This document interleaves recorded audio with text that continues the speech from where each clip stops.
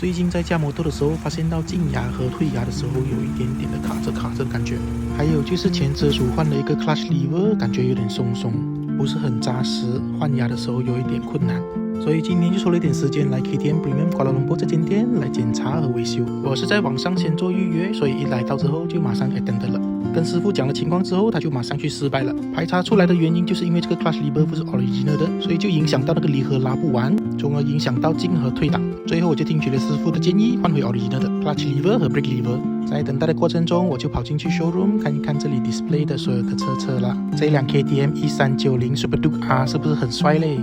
很快我的车就弄好了，用回这个 original 的 clutch lever， 感觉在 gear shifting 和拉 clutch 的时候就真的顺很多了。今天除了解决这个 clutch 问题之外，其实也同时要修理这个power outlet 不通电了，还有这个一时能响一时不能响的Honda，这些我就会在下个视频介绍啦。